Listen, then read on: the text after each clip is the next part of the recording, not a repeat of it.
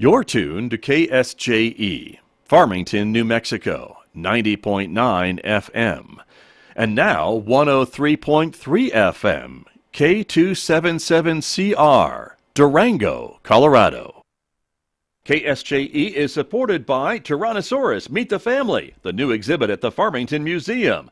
The exhibit, created by the Australian Museum, features rare fossil specimens, cast skeletons, including that of Scotty, one of the most complete T-Rex skeletons in the world, and models of feathered dinosaurs. Tyrannosaurus Meet the Family is on display until April 26 at the Farmington Museum, 3041 East Main Street. Admission $10. Find out more at fmtn.org/museum.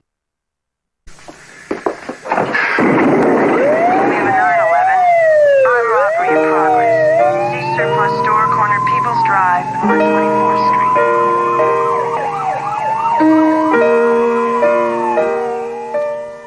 Good afternoon. Welcome to the Cop Shop. I'm Chief Steve Hebe, and with me, as always, is the very talkative, very lively Shanice. Always. How are you today? I'm good. How are you? Good. Good. A couple of weeks goes by pretty quick. It does. And we're back on. It's been a busy week for us at the FPD. Just in general, calls start picking up as the weather gets a little nicer. We actually are having a rougher week on weather this week, but we wound up with a shooting yesterday out at Animas Mall in the parking lot. Did not actually go inside the mall. Was not an active shooter kind of scenario, but it was a homicide. We've been investigating it. It's early in the investigation. Takes a while. I know I read some of the social media posts. Takes a while for us to process through it and get statements from everybody, try and gather as much video and things as we can. But what we can say is we're working it hard, and we will be all weekend long, and we're hopeful. So, what other updates would we have on that, Shanice? We put out a press release already. So no other information than what's already been released. It was a targeted, isolated incident. We had one injured who's, again, still currently in stable condition. And one deceased. Working with us and trying to help us with the investigation. So I know that it can be difficult at times. Everybody wants answers quickly, but on something as serious as this, you really want the police to take their time, make sure that we know what we're doing and that we've got the right folks before we start making charges. So you will hear more from us early next week on that. But for today's show, we have with us a guest in studio, and this is Patricia Simpson, and she is the president of the Citizen Police Advisory Committee, where she has reigned for now more than a decade. Welcome, Patricia. Thank you. Pleasure to be here. Thanks for having me. So I know you've requested to be on the show repeatedly through the years, and I haven't been able to get you on. I have indeed, yes. Thank you. So, my apologies for not getting you on sooner, but Patricia's enthusiastic to be here today, folks. But in all seriousness, Patricia sat on, and we're actually just talking off camera, sat on the committee that selected me as chief 9 years ago. She started in 2012. And how did you get on the board? I was originally on Planning and Zoning Commission. I was removed from Planning and Zoning because I've been there over 12 years. And Mayor Roberts had his philosophy that if you served on a committee 10 years, he'd take you off. And then he asked if I'd serve on Citizen Police Advisory Committee. And I was thrilled to do that because I have worked I'm an attorney in town, and I've worked with the police a lot, usually in a good way. And so I was happy to help out with the committee that is helping to just make the relationship between the community and the police better. Mm-hmm. So, and that's the purpose of CPAC. It's to create a partnership between the community and the police, so that the community is having more of an input into the police department. Sure. And develop and further that relationship between the community and the police. So. Now, Shanice had not heard of CPAC prior to starting with us, but she's attended the last couple of meetings. And what's been your impression of the CPAC? So I think it's been super neat. I don't think it's necessarily necessary to have civilian oversight over the police department, and I don't know if it's mandatory. I don't know if this was something Farmington started or if a lot of departments do it, but I do think that it's beneficial to have somebody with an opposite mindset, that civilian mindset versus the the way that police think, and have them kind of look into our numbers for use of forces, look into all those kind of things, and have their own opinion and say so. So that's something that Shanice has been, she came from outside the police department, and so we talk a fair amount about the police mindset and how we see things within the building versus somebody outside, in particular on media releases that we're doing and information we provide the public. But just in general, how do the police approach certain issues, and what do we see as problems versus what citizens do? And so, we did not have a police committee or a police oversight in Anchorage, so this was kind of unfamiliar to me when I first started here, but I would agree with Shanice's assessment. I think it's been nothing beneficial to the department to have that input. Well, I know that since you came on board, Chief, I don't know that we're needed as much as we may have been in the past. When I first came on the board in 2000, or the committee in 2012, we had 2 or 3 citizens' complaints that we would, the department, makes a decision, they do their own investigation. If the citizen doesn't agree with the decision made by the police, then they can appeal it to the Citizens Police Advisory Committee, and we would review that complaint. We would have 2 or 3 of those a year, and now we don't have any.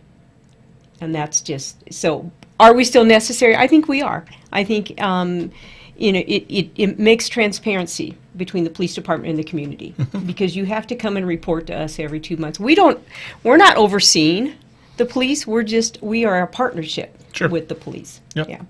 And it creates that transparency, and I think it creates some trust between the community and the police to have us there.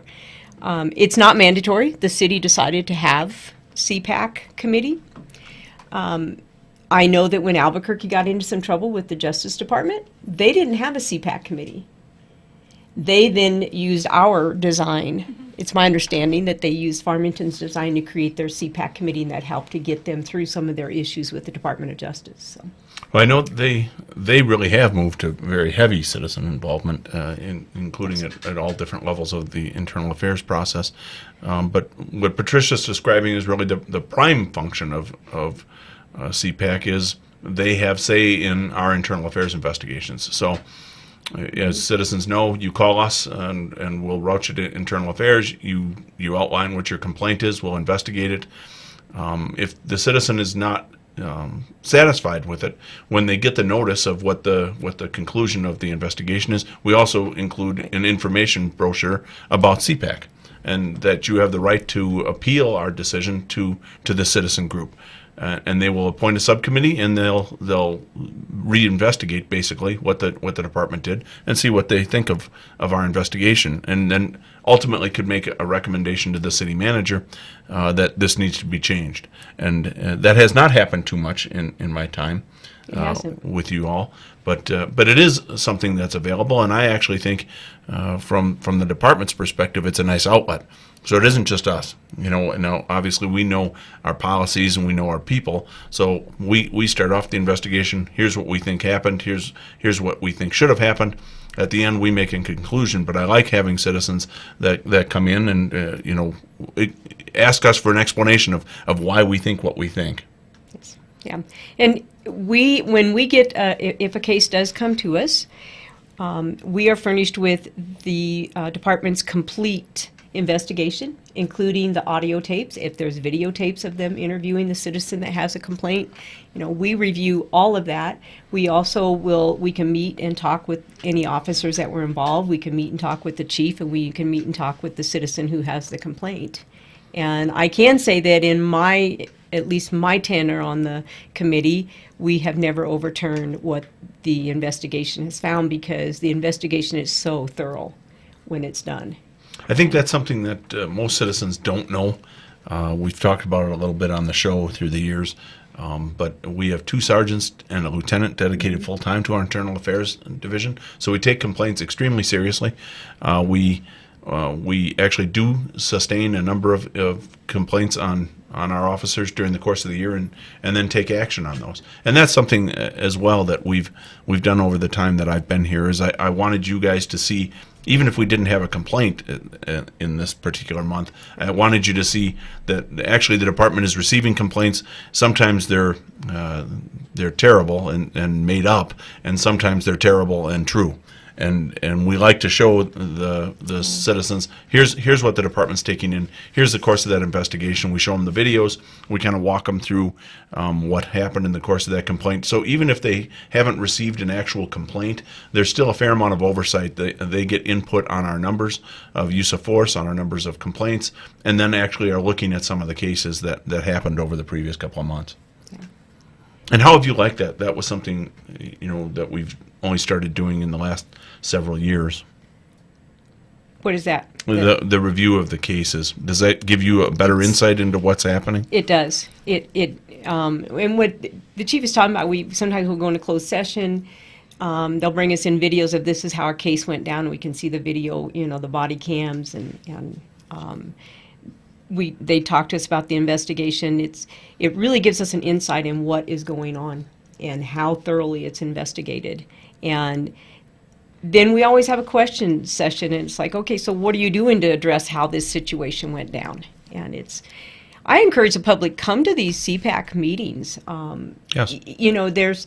We get reports on, this is the citizen complaints that were filed. These are, the department's investigating itself even when the citizens don't file a complaint. They're investigating it themselves. If a supervisor says, hey, I noticed an officer did this, and then they do an investigation, we get those reports. We get reports of use of force. Yes. And we can ask questions about why was force used so much this month and not a previous month, and we talk about that and try to explore it. So the police are even, department's even thinking about, hey, why did it happen that in February there were more use of force than in other months? And I think it's a great opportunity for the public to come in and ask questions. Part of when Chief Hebby came into the department, there was a redefining of what's use of force. And yes, we saw huge use of force numbers because of the way it was defined, and now we see the use of force numbers are down incredibly. And it's a good thing to see, and the citizens, if they come into the committee and watch those committee meetings, can see this too in person. So yes, we don't tend to have a lot of citizens that attend. Occasionally, some show up, but they are open to the public, as most meetings are, within government. Right. And you can sit, even if you don't have questions, you can at least hear the data and hear some of the questions from the board. We do walk through the number of complaints that we've investigated and the results of those complaints, and we compare them month to month from year to year. So January of 23 to January of 22, what do we see trends? Those are things that we do look at as well. And numbers are, what's the old saying, figures don't lie, but liars figure. So numbers aren't everything about how we live, because there can be all sorts of anomalies. Sometimes it looks like our use of force numbers are down. Well, we have less officers than we did before. Or sometimes our numbers are up. Well, we have more officers on the street, and they're younger, and so we're going through some changes. But definitely when we did change the use of force policies back in 2016, for the first year and a half, the numbers were higher. Things that previously the department hadn't categorized as a use of force now were categorized that way. And so it really jumped our numbers up. And I think you've seen, as the department's kind of acclimated to the rules, we've kind of settled down with the numbers that you see. But again, numbers are just part of it. Within it is, okay, how much force was used? Was it a level 1 use of force? Was it just simple takedown as part of an arrest, or was it a tasing, or was it pepper spray? So what kind of force was used is also something we analyze, and CPAC does as well. Correct. And something else CPAC does too is we sit in on, for example, the chief mentioned at the beginning, I was fortunate enough to sit on the committees that interviewed the candidates to fill the chief of police position. And we sit in on sergeant if they're going to be promoting people to sergeant, to lieutenant. We sit in on or we're invited to sit in on those interviews, and to be not just to sit in on the interviews, to be a part of the interview. Yes. So that the citizens are having an input on, is this the right person to be a sergeant, a lieutenant, a captain? And we do that, and I think that's important. Again, that's part of that partnership. Because you need the community. What does the community want to see in the police department and the officers? And that's a lot of what we do too. And that's a major part today in law enforcement, is you have to have the community behind you. Now, Farmington and San Juan County have always been, I think, pretty pro-police in general, but you can't take that for granted. That can slip, and that maybe isn't universal throughout your community. And of course, we've talked here on the show a bunch through the years about how we're everybody's police department. And that means groups that maybe traditionally didn't see the police as an ally. We work hard to have them see us as a safe resource, somebody that they can turn to when they're in trouble, and that we will do our level best to help them. And that is something we're dead serious about at the PD. So I enjoy having the CPAC sit in on the promotions. Again, it goes to kind of showing the public what it takes to be a supervisor within the department, what our expectations are. And I think for the most part, citizens come away surprised at how much is required, and then a little more confident in the chain. Is that kind of your view of it, Shanice? It is. I sat on one of the sergeants' committees, and same thing. I was surprised about what the process is to be able to get promoted, but at the same time, it's so beneficial to have a civilian in on those, because it's that separation of mindset from, and not that our input was the only input. There were first responders there who were on their own committee, and then you have people from the department who are also doing their own analysis. But for ours, we were able to kind of break down more of like who that person was. We got to get more background information, what things that they do for the community.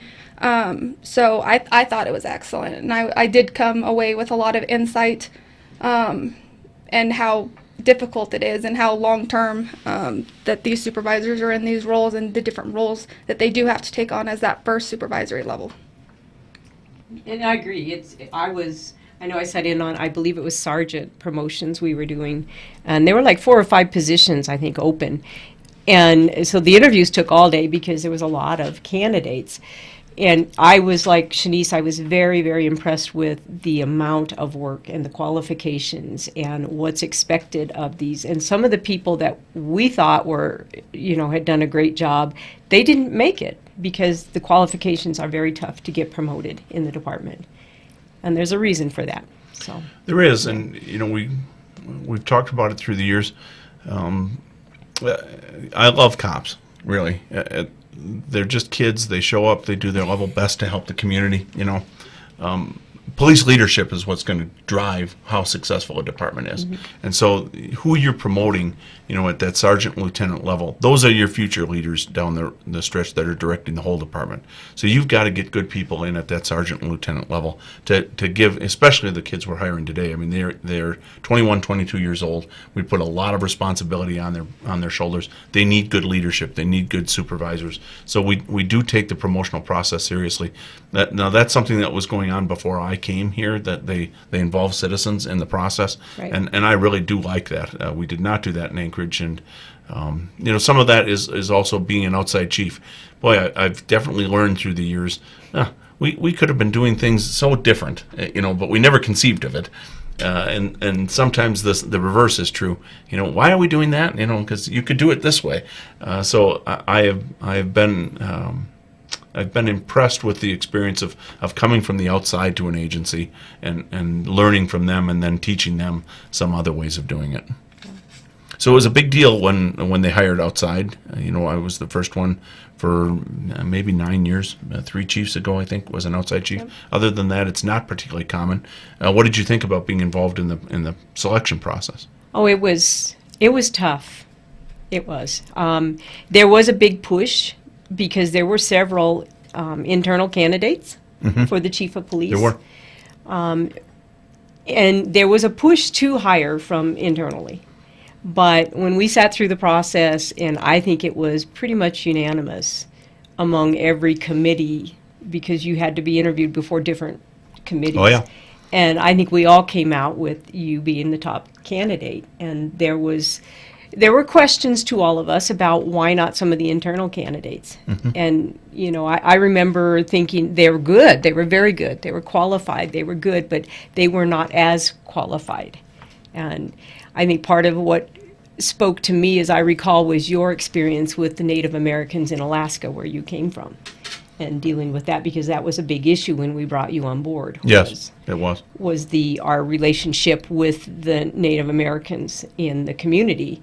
And that was, I think, a big reason why you were chosen over some of the internal candidates. So, Yeah, I think, we continue to work hard on that, and we talked, before the show started on, it says something that the chief of police out in Navajo PD is a former a career Farmington officer, Daryl Noon, who's done just an outstanding job out there. We have a very good relationship with NPD, but being one of the border communities to the Navajo Nation is, it comes with a lot of benefits to us as a community, but it also comes with some responsibility, and really that responsibility in many ways falls on the backs of the police. How are we perceived, and how good of a partner are we to folks that are coming to our community? We want them to come to our community, and then they should see the police as allies, and so that is definitely something we've been working on during my time here.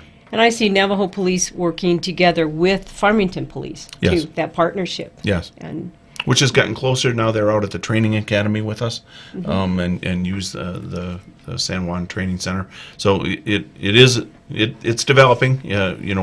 Nothing gets fixed overnight, but we've had a good relationship with NPD and an improving relationship with Navajo Nation, I think. But that interview process is very tough. I don't know how you candidates did that. The number of interviews you had to do that day. Us sitting there listening, and then the criteria. It is a tough process. So if you make it through that process, you're very good. Yeah, Very good. I was tired at the Yeah. end of the day. And I'm glad citizens do have that input. Obviously, before you came on board, Sure. we were involved in that. The citizens were already involved in that selection committee. Right. So the city of Farmington has, I don't know when they enacted this statute, but CPAC has been around for quite a while, and I think it's a blessing that we have it, and that you do have the citizen input into the department. Well, very good. Well, Shanice, you like to have the last big say, so take it away. What's the big takeaway for the day? I had one question, actually. I was going to Excellent. chime in. What is the term for each committee member, and how many members are there? Very good. There are 7 members, and each one serves for 3 terms, or 3 years. And then the number of terms is up to the mayor as to how long you stay on the committees. And then what's the process for somebody who wants to get on, like when somebody's term ends? They would contact the mayor and indicate their interest in joining CPAC and fill out an application with the city of Farmington. And then when the mayor's looking for a candidate, he'll contact people, he or she. Very good. Yeah, he or she. Well, very good. Well, I think we might have Patricia come back on for a couple of more shows. We could, well, maybe not. And lots of stuff to talk about. We'll see how that goes in the future. But thank you for being on today. You're welcome. And Thank you. you'll see us in a couple of weeks. I hope everybody has a great warming up spring as we move into baseball. And we'll see you here in a couple of weeks on the Cop Shop. Thank you. Thank you.